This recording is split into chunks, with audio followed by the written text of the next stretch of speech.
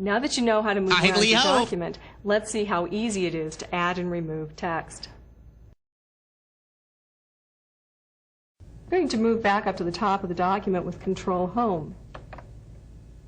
Next, I'm going to zoom in to make it even easier for you to see these techniques for inserting and deleting text.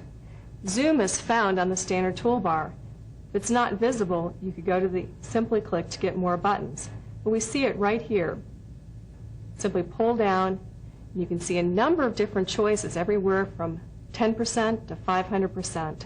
This is a zoom simply for the display of your document, not for printing, but it makes it easy when you're working with different types of features, whether complex graphics or simple text. I'm going to change this to 150%. I'm going to move down the text a little bit.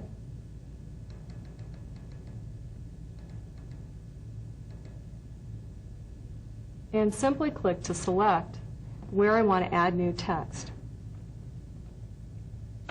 Once again, we see the automatic insert.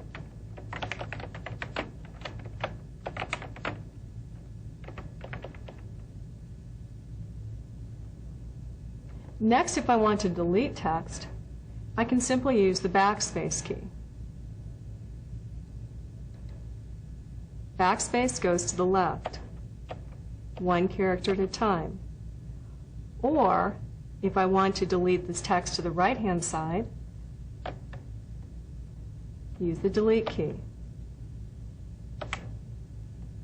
To delete an entire word, simply position your pointer right in the word, beginning or middle is fine, and press Control Delete. Notice how that deletes just from that point. You can also hit the backspace. So some different combinations of techniques for removing small amounts of text. Let's go ahead and make some additional changes.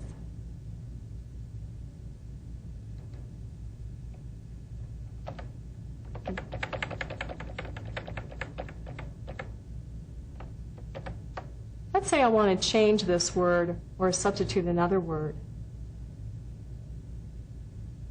One of the things that I could do with this is simply start typing the new word, or I could go into the overtype mode.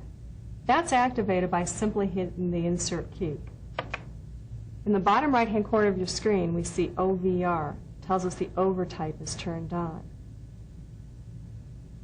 Then I'll type in the new word, and notice how this kind of eats up the current text.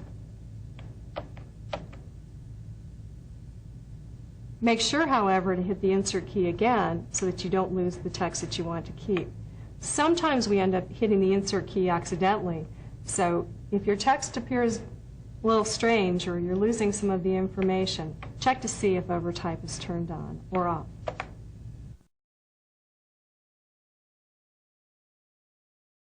Next, I'll show you several ways to automatically add a date to your letters or other documents.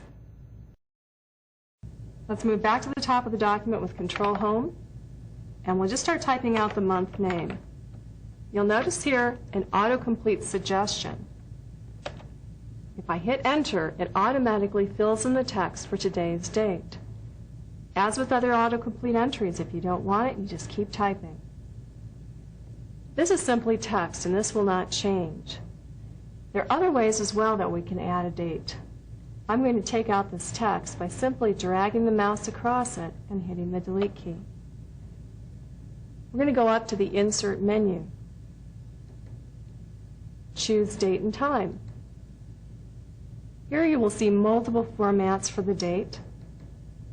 And if you want this date to automatically change as a computer system date changes, select Update Automatically. This will put in a special code that will automatically update. Finally, let's change our view back to the print layout so we can see how this will look when it's printed. We'll go up to View, Print Layout, and here we can make some adjustments. For instance, if we want to move that date down a little bit, we simply hit Home and hit the Enter key, or make other adjustments.